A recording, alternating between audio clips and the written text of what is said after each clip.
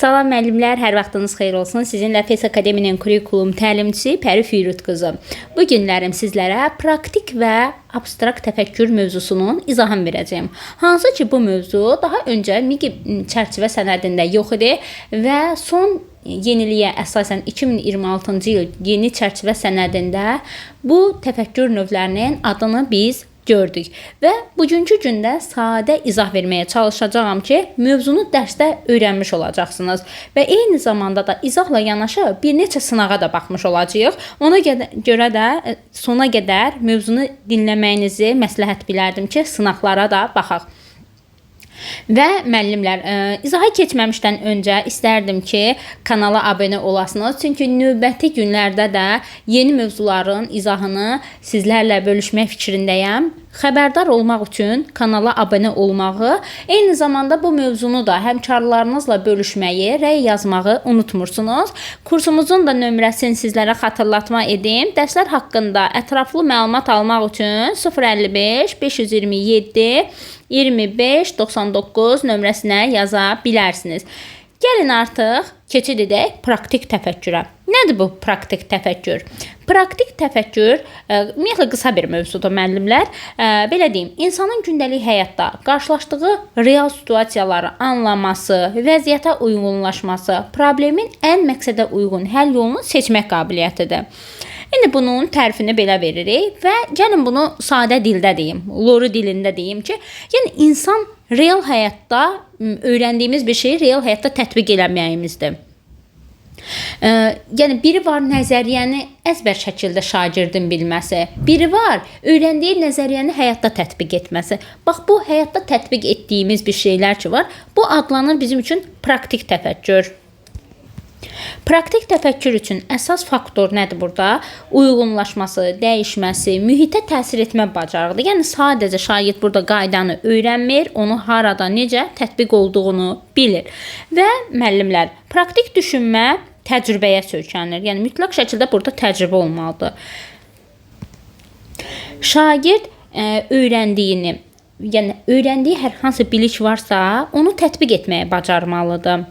Problemi həll etməyi bilməlidir. Resursları qiymətləndirmə kimi bacarıqlara əsaslanır praktik düşünmə. Və müəllimlər, baxın, praktik düşünmədən sonra abstrakt təfəkkürü izah verəcəyim. Abstrakt təfəkkürdə uşaq onu mücərrəd olaraq düşünür. Yəni orada dərhal tətbiq etmə yoxdur. Abstrakt təfəkkürdə dərhal tətbiq etmə yoxdur. Amma praktik təfəkkürdə düşünün ki, bir çətin vəziyyətə düşmüsünüz və həmin çətin vəziyyətdə dərhal çıxış yolu tapmalısınız. Yəni uzun-uzun düşünməyə burada gərək yoxdur. Dərhal çıxış yolu tapmalıyıq. Məsələn, sinif otağında dərs keçirsiniz. Hər bir şey elektron lövhə üzərində qurmusunuz, açıq dərs verirsiniz. Məktəb rəhbərliyi gəlib əyləşib dərsinizdə, digər həmkarlarınız əyləşib, valideynlərdən hətta belə gələnlər var, açıq dərsinizdə əyləşib sizin dərsinizə baxırlar. Sizin keçəcəyiniz dərs hər bir şey elektron lövhə üzərində. İşıqlar söndü. Anidən işıqlar söndü. Yəni siz belə olan halda nə düşünərsiniz? Dərhal çıxış yolu tapmaq, yoxsa ki daha uzun düşünmə edib dərsinizi növbəti dərsə saxlamaq? Hansını edərsiniz? Praktik düşünməsi olan insan nə edəcəkdir?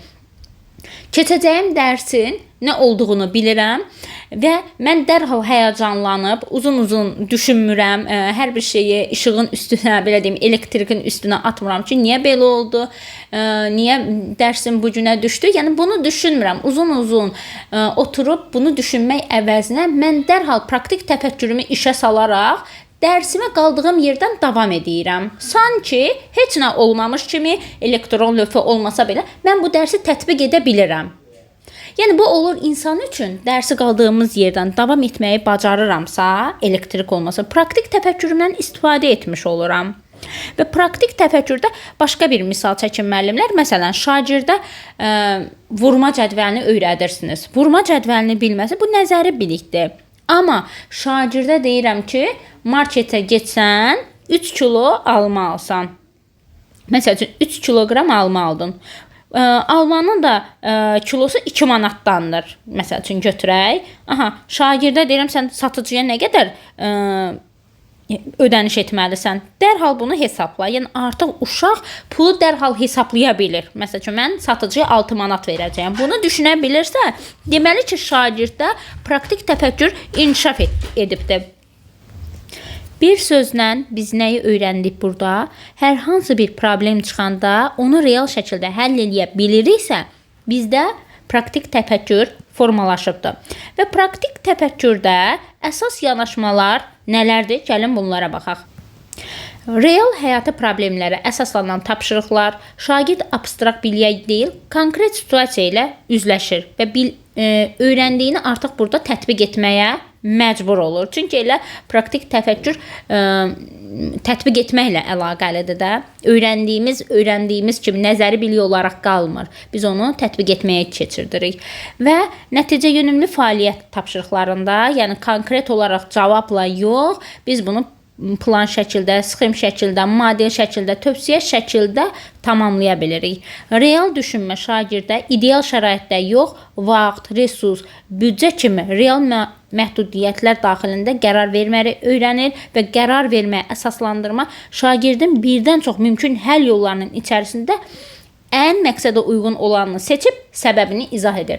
Yəni müəllimlər, bir problemli situasiyaya düşmüşüksə, həmin an biz necə çıxış yolunu tapacağıq, ən uyğununu dərhal həyata keçiririk və bunun səbəbini, nəyə görə həmin yolu seçdiyimizi əsaslandırırıq. Praktik təfəkkür nəzəriyyəni həyata keçirmək bacarığıdır deyə bilərik. Və praktik təfəkkürə aid nümunələr var. Gəlin baxaq. Praktik təfəkkürə aid nümunələrdən, məsələn, məktəb kitabxanasından az istifadə olunur. Siniflər üçün qısa maarifləndirici fəaliyyət planı hazırla. Sinifdə çox səs yayılır. Səsi azaltmaq üçün 2 praktik təklif ver və hansının daha effektiv olduğunu izah elə. Başqa bir misal çəkim. Məsələn, şagird yol qaydasını bilir, amma yolu keçərkən sağa-sola baxıb təhlükəsiz şəraitdə keçməyə çalışır. Yəni bu da praktik təfəkkürdən irəli gəlir. Məsələn, şagird saatı öyrənibdir. 2-ci sinifdir, 1-ci sinif şagirdi də saatı öyrədirik biz ona. Amma uşaq avtobusun neçə dəqiqəyə gələcəyini hesablaya bilir. Məsələn, avtobus gözləyir, dayanacaq da bilir ki, sahada baxar. 5 dəqiqəyə gələcək, 3 dəqiqəyə çatacaq olduğu məkana avtobus. Bunu hesablamağı bacarırsa praktik təfəkkürdür. Daha başqa bir misal çəkim. Bəlkə də bunu hər birimiz evimizdə tətbiq etmişik. Məsəl üçün, telefonumuzu işlədirik, amma internetdə bəzən problem olur. İnternet işləmir. Biz həmin an nə edirik? İnterneti, məsəl üçün, modemi söndürüb yandırırıq. Wi-Fi işləməyəndə. Yəni, bunu hər evdə edirlər məncə. İlk olaraq ağlımıza nə gəlir? İnterneti söndürüb yandırma. Yəni, bunu ediriksə, problemi həll eləməyə çalışırıq da ən azından. İnternet işləməyəndə ağlımıza nə gəlir? Gedim interneti söndürüm, yandırım. Yəni, baxın, bu halda ilk olaraq çıxış yolu tapmağa çalışırıq da praktik təfəkkürə əsaslandı bunlar. Yəni, müəllimlər, praktik təfəkkür deyəndə qısaca olaraq biz nəyi nəzərdə tutduq? Bilik, üstəgəl, tətbiq. Yəni, bunlar eyni zamanda əlavə də eləyərik ki, düzgün qərar vermək.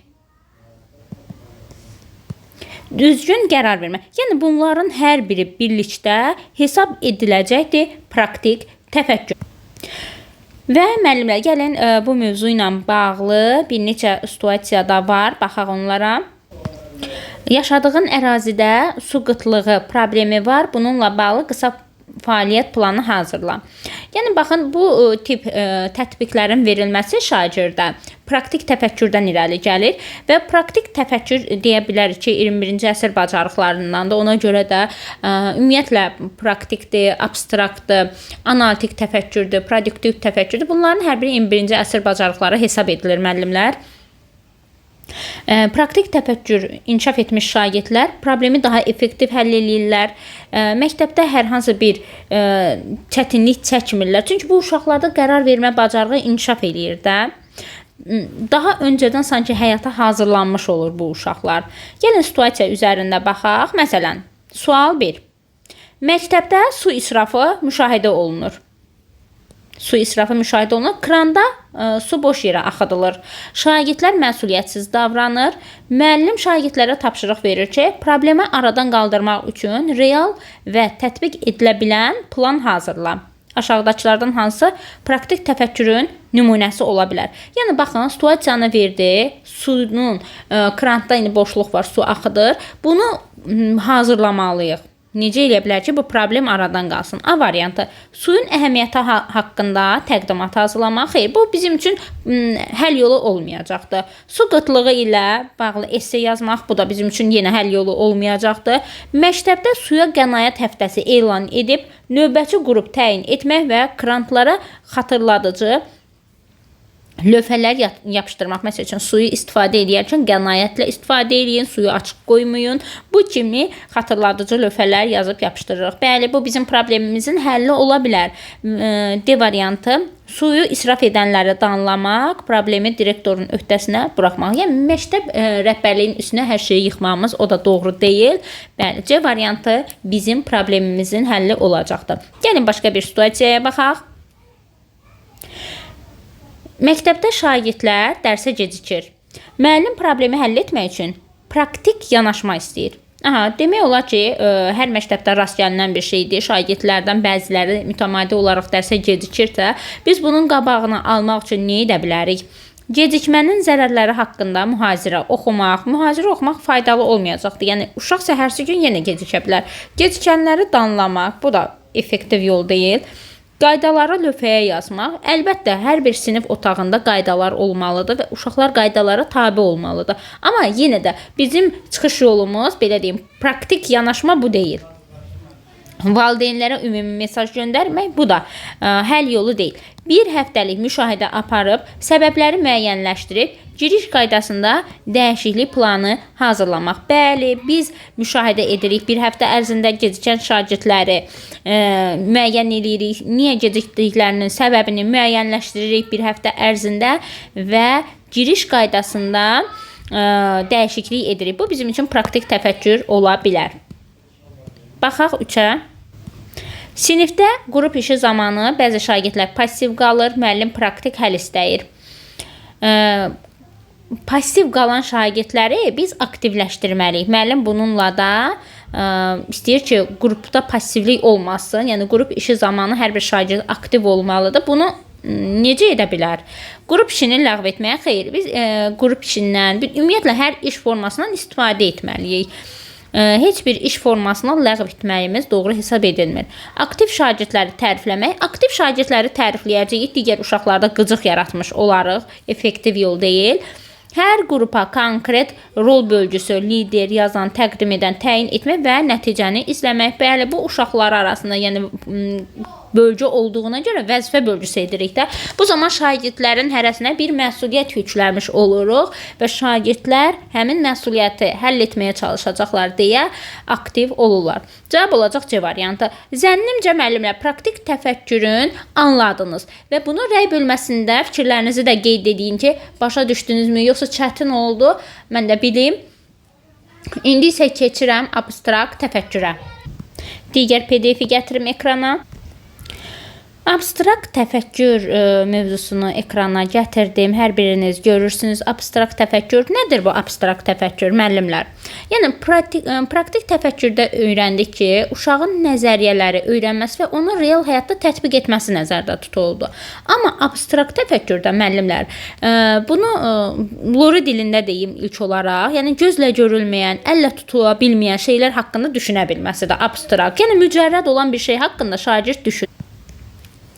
Abstrakt düşünmə təhsildə şagirdin intellektual inkişafına mühüm rol oynayan əsas idraki bacarıqlardandır. Yəni birbaşa görünməyən ideyalar, anlayışlar, əlavə düşünmə qabiliyyəti deyə bilərik.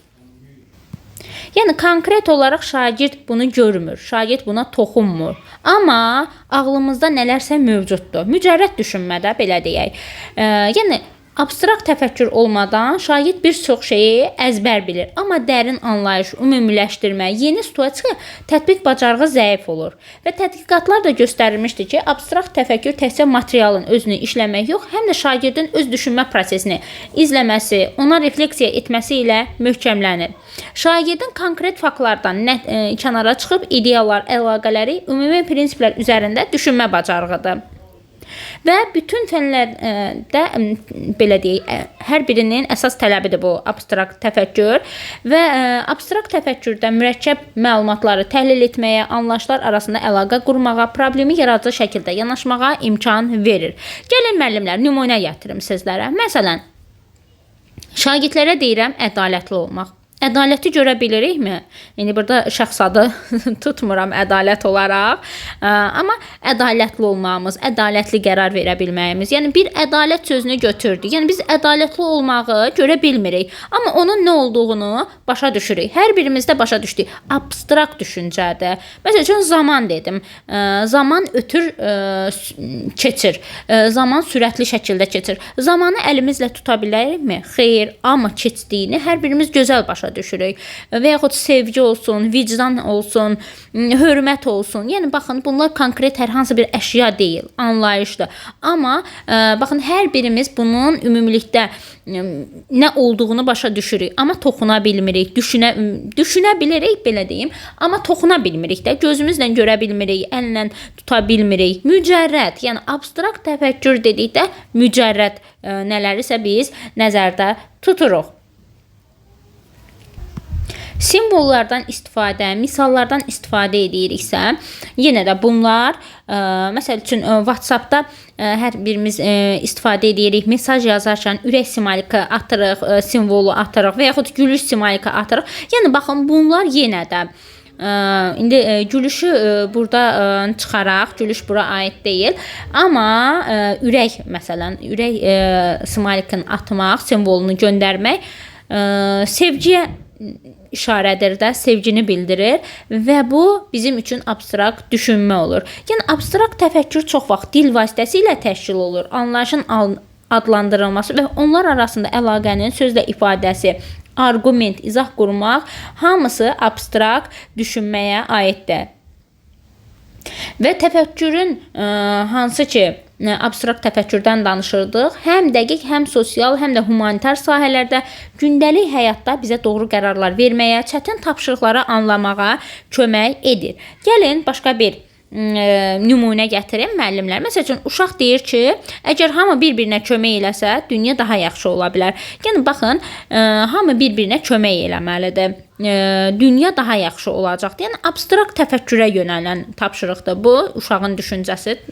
Çünki daha yaxşı dünya konkret bir şey deyil, amma uşaq bunu düşünə bilir. Bunu hər birimiz düşünə bilir, amma daha yaxşı dünya konkret olmadığına görə biz bunu mücərrəd olaraq düşünə bilirik. Riyaziyyat dərsində hər hansı bir ədədi biz x olaraq, məsəl üçün x əşya, x sayda alma var, x sayda məsələn pulumuz var, amma baxın əşya deyil, x olaraq biz bunu işarə eləmişik də.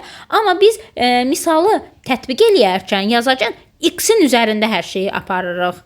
Yəni x-in üzərində apardığımıza görə onu düşünə bilirik də, mövcud olmayan bir şeydir. X bizə naməlumdur. Amma biz onun üzərində düşünürük ki, mənim bu qədər, x qədər almam var, x qədər pulum var və s.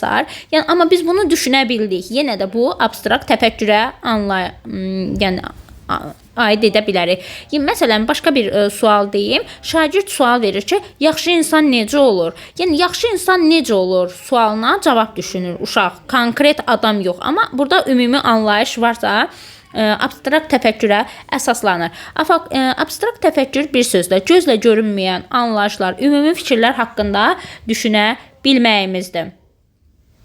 Baxaq, müəllim dərsdə abstrakt təfəkkürün inkişafına dəstək göstərə bilər. Konseptuallaşdırma tapşırıqları verməklə, yəni burada əsas olan şagirdlərə konseptuallaşdırma tapşırıqları verməyimiz, simvolizm və metafora və ümumiləşdirmə bacarığını uşaqlara aşılamağımız şagirdlərdə abstrakt təfəkkürü formalaşdırmış olacaqdır. Mövzumuz bu qədər müəllimlər. Düşünürəm ki, abstrakt təfəkkür və eyni zamanda praktik təfəkkürün nə olduğunu öyrənmiş olduq. Əgər bu izah sizə yararlı oldusa, rəy bölməsində fikirlərinizi yazmağı unutmursunuz. Növbəti günlərdə isə analitik və produktiv təfəkkür haqqında da məlumat yerləşdirəcəyəm.